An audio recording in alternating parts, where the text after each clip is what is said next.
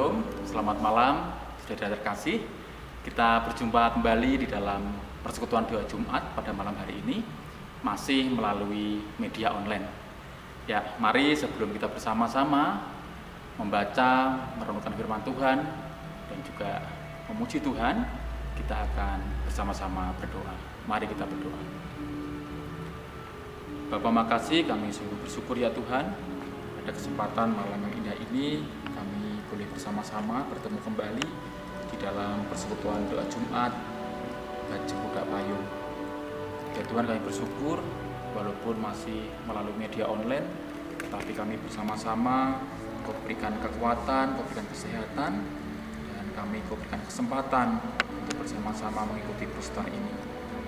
Kau hadir ya Tuhan pada setiap kami di dalam kami membaca dan firman Tuhan, dan juga memuji Tuhan dan menyampaikan doa syafaat kami padamu. Hadirlah ya Tuhan dan berbicara pada setiap kami. Kami semua siap mendengarkan firman Tuhan dan menjadi pelaku firman Tuhan. Terima kasih ya Tuhan, di dalam nama-Mu kami berdoa.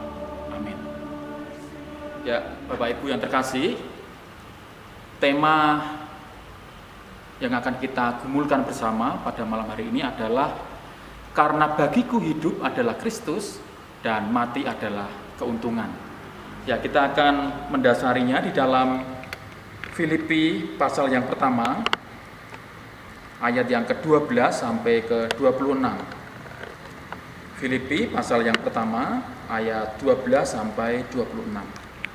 Beginilah firman Tuhan. Kesaksian Paulus dalam penjara. Aku menghendaki saudara-saudara supaya kamu tahu bahwa apa yang terjadi atasku ini justru telah menyebabkan kemajuan Injil, sehingga telah jelas bagi seluruh istana dan semua orang lain bahwa aku dipenjarakan karena Kristus. Dan kebanyakan saudara dalam Tuhan telah beroleh kepercayaan karena pemenjaraanku untuk bertambah berani berkata-kata tentang firman Allah dengan tidak takut.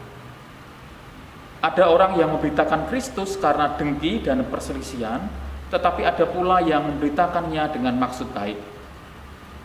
Mereka ini memberitakan Kristus karena kasih, sebab mereka tahu bahwa aku ada di sini untuk membela Injil. Tetapi yang lain karena kepentingan sendiri dan dengan maksud yang tidak ikhlas, sangkanya dengan demikian mereka memperberat bebanku dalam penjara. Tetapi tidak mengapa, sebab bagaimanapun juga Kristus memberitakan baik dengan maksud palsu maupun dengan jujur. Tentang hal itu aku bersukacita dan aku akan tetap bersukacita. Karena aku tahu bahwa kesudahan semuanya ini ialah keselamatanku oleh doamu dan pertolongan Roh Yesus Kristus.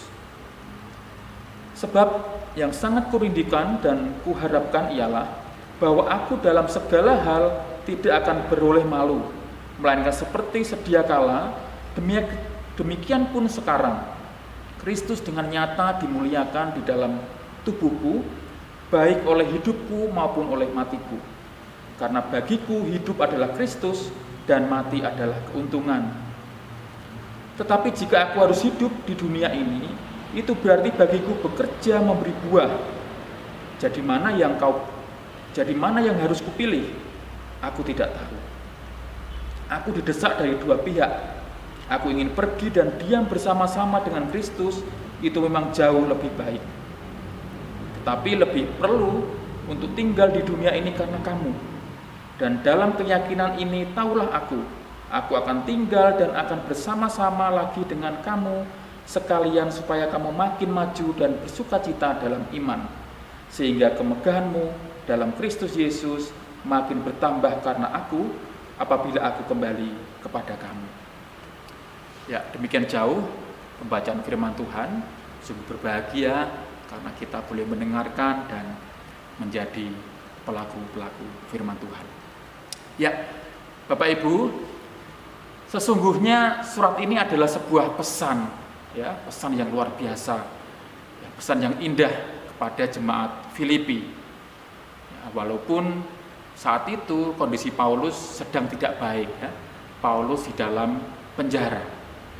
Namun rupanya dalam keadaan yang tidak baik itu, ya, tidak menyurutkan akan semangat Paulus untuk tetap bagaimana mengembalakan jemaatnya, ya, mengingatkan, ya, memberikan motivasi, ya, kepada jemaat di Filipi tentang bagaimana tetap setia dan berani, ya, mengabarkan Injil Tuhan. Ya, kalau tadi kita baca juga di sana Paulus juga menyampaikan bahwa dia sangat bersukacita, ya, oleh karena ada keberanian, ya, di dalam memberitakan Injil, walaupun Rasul Paulus sedang di dalam penjara. Hal ini bisa terjadi oleh karena Paulus memang sungguh-sungguh, ya, memaknai hidupnya adalah sepenuhnya bagi Tuhan. Nah, Bapak Ibu, kalau kita mengingat bagaimana perjalanan Paulus ini, ya, yang dahulu masih bernama Saulus, ya, yang begitu membenci akan umat Tuhan, ya, menganiaya, mengejar-ngejar dan sebagainya. Tetapi ketika Paulus berjumpa dengan Tuhan, berjumpa dengan Yesus, maka itu semua merubah, gitu ya, merubah bagaimana sikap hidup Paulus. Sekarang dia menjadi seorang pemberita Injil yang luar biasa, mendedikasikan hidupnya sepenuhnya kepada Tuhan. Di dalam keadaan yang tidak baik, dalam keadaan yang menderita, ya, dalam keadaan yang dia dipenjara pun, dia terus komitmen dan semangat di dalam melayani Tuhan. Bapak Ibu, tema yang kita gumuli bersama, kita bisa baca, ya, di dalam ayat 21 sampai 24. Karena bagiku hidup adalah Kristus dan mati adalah keuntungan. Tetapi jika aku harus hidup di dunia ini, itu berarti bagiku bekerja memberi buah. Jadi mana yang harus kupilih, aku tidak tahu. Aku didesak dari dua pihak. Aku ingin pergi dan diam bersama-sama dengan Kristus. Itu memang jauh lebih baik. Tetapi lebih perlu untuk tinggal di dunia ini karena kamu. Ya, Bapak Ibu, Paulus sampai kepada pemahaman yang luar biasa, ya, bahwa hidup atau mati adalah sesuatu yang sama-sama baik, ya. Bahkan, ya, kalau kita baca tadi, Paulus sampai mungkin dilema, gitu ya, tidak bisa memilih, ya, mana yang harus kupilih, ya, mati atau hidup. Oleh karena kedua-duanya sebenarnya adalah untuk Tuhan. Hidup adalah Kristus, mati adalah keuntungan. Keuntungan karena apa? Karena hidup bersama dengan Tuhan Yesus di surga. Ya, Bapak Ibu, manusia seringkali mengkontraskan, ya, antara hidup dan mati. Bahkan mungkin ada orang yang sampai berani hidup namun takut mati. Atau sebaliknya, ya, dia ingin mati oleh karena takut menjalani hidup, gitu ya. Itu adalah orang-orang yang di luar sana, Bapak Ibu. Harusnya berbeda dengan kita sebagai umat Tuhan, ya, yang memahami seperti apa yang disampaikan oleh Rasul Paulus. Bapak Ibu, bisa jadi, ya, orang yang berani hidup namun takut mati biasanya berkata bahwa saya belum siap, gitu ya. Saya belum siap. Belum siapnya ada banyak alasan. Bisa jadi merasa bahwa mungkin hidupnya belum tertata dengan baik. Nanti kalau mati bagaimana, gitu ya. Atau lebih ekstrim lagi, bahwa hidupnya melekat dengan dunia, ya, begitu mencintai dunia. Ada banyak mungkin harta, ada kekayaan, ada kesenangan yang ada di dunia ini. Bagaimana nanti kalau saya mati, saya sudah tidak bisa menikmatinya lagi, sehingga saya jangan dulu deh, nanti dulu deh. Kalau saya sudah kenyang, gitu ya. Kalau saya sudah menikmati akan indahnya dunia ini. Gitu. Di lain pihak, ada orang yang ingin cepat mati, ya, karena mungkin sangat berat menjalani kehidupan ini. Ya, bisa jadi oleh karena keterdesakan di dalam kehidupan. Ya, sekian lama, mungkin dari kecil sampai sekian umurnya kok hidupnya terus menderita. Bahkan mungkin sakit yang tidak kunjung sembuh, atau berupa-rupa banyak hal permasalahan yang membuat orang itu menjadi mungkin mati lebih baik oleh karena supaya selesai penderitaannya, gitu ya. Sehingga saya juga pernah mendengar ada orang yang setiap hari kepinginnya minta mati, gitu ya. Tapi bukan karena kepingin rindu untuk bertemu dengan Tuhan, ya, ketemu muka dengan Tuhan di surga sana, tetapi oleh karena tadi kepingin cepat menyelesaikan akan setiap penderitaan, setiap beban yang dihadapi. Ya, Bapak Ibu, kita semua pasti akan sampai ya di dalam kematian. Kita semua pasti akan menghadapi kematian, ya. Karena pada akhirnya kita memang akan sampai di sana. Nah, sementara itu kita tidak tahu ya kapan kita akan dipanggil oleh Tuhan, kapan waktunya kita tidak tahu. Tapi di dalam perjalanan hidup kita senantiasa diperhadapkan ya saat-saat kematian itu datang. Bisa jadi adalah mungkin tetangga kita, kenalan kita, orang terdekat kita, bahkan orang-orang yang kita sayangi lebih dulu dipanggil oleh Tuhan. Secara manusia memang tidak mudah, Bapak Ibu. Ya, ada kehilangan yang luar biasa, ada kesedihan. Ya. Kok cepat sekali, kok usia segitu, ya. Kok tidak terjadi apa, tidak sakit apa, kok dipanggil Tuhan dan sebagainya. Tetapi ingat ya, ini yang kedua. Yang kedua Bapak Ibu, bedanya adalah kalau sampai kepada kematian itu tiba, ya, setiap orang percaya yakin bahwa kita dijamin masuk surga, hidup bersama dengan Tuhan Yesus di surga. Ya. Jadi walaupun mungkin ada kesedihan gitu ya, oleh karena ditinggal oleh orang yang kita sayangi, orang yang kita kenal, gitu ya. Tetapi sebagai orang percaya, sebagai umat Tuhan, kita juga ada sukacita di sana, bahwa orang yang kita cintai, ya, orang yang kita kenal, yang dipanggil Tuhan lebih dulu itu, dia sedang menuju ke surga, hidup kekal bersama Tuhan. Nah, kemudian Bapak Ibu yang ketiga, jika kita sekarang masih diberi kesempatan untuk hidup, ya, seperti yang Paulus katakan ya, tetapi jika aku harus hidup di dunia ini, itu berarti bagiku bekerja memberi buah. Ya. Ketika kita masih diberi kesempatan untuk hidup, ya, kita sangat menyadari bahwa kita punya tanggung jawab untuk hidup yang berdampak, ya, hidup yang bermanfaat, terutama adalah di dalam kita menjalankan keselamatan kita.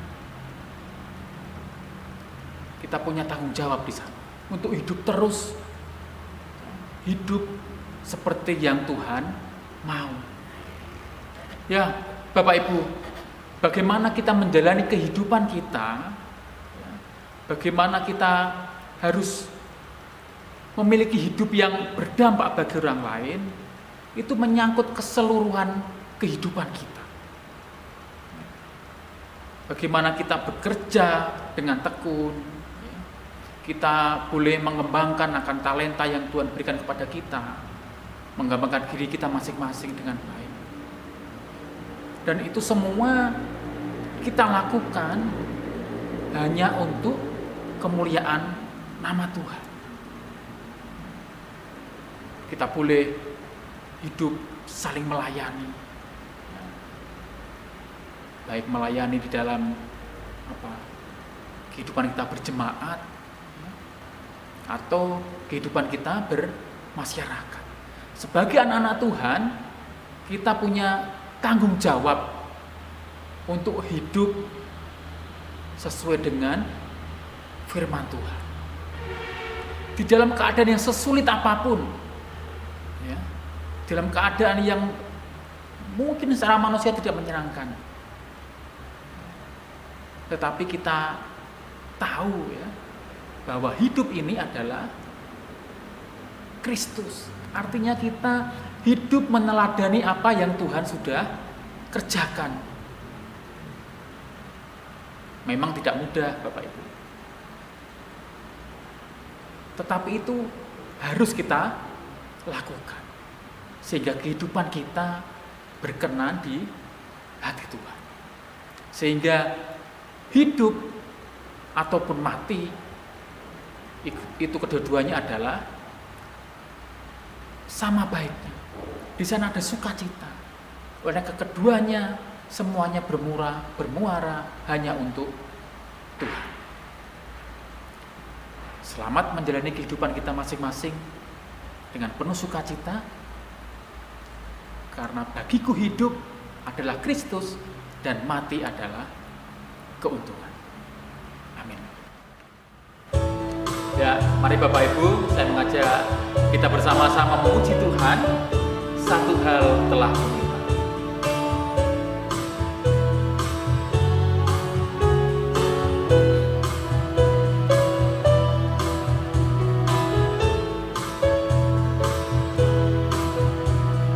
Satu hal telah kuminta kepada Tuhan, itulah yang kuingini.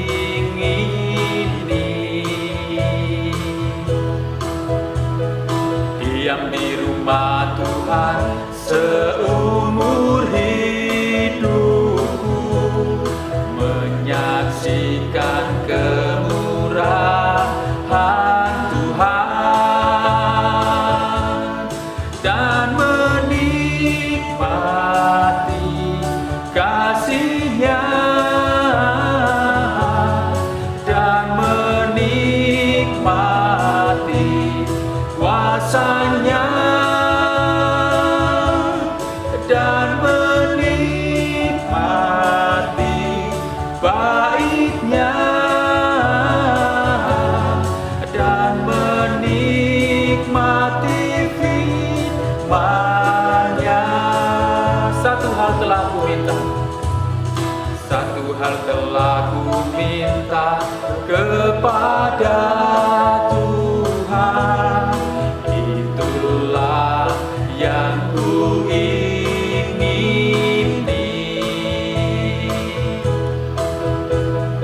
Diam di rumah Tuhan seumur hidupku, menyaksikan kemurahan Tuhan dan menikmati kasih-Nya dan menikmati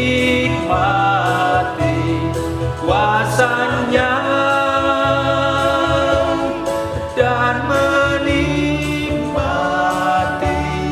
baik-Nya dan menikmati firman-Nya.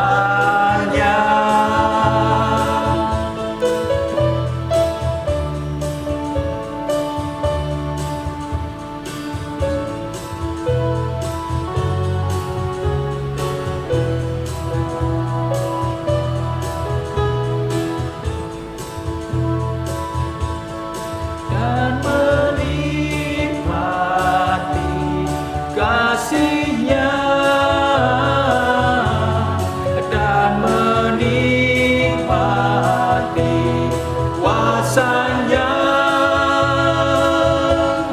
dan menikmati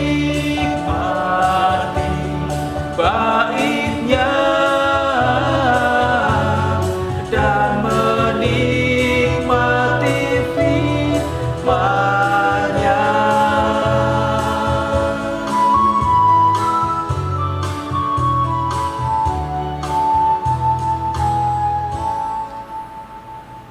Saudara, tiba saatnya kita bersama-sama akan menaikkan pokok doa syafaat kita, dan pokok-pokok doa syafaat kita tertulis di layar Bapak Ibu Saudara.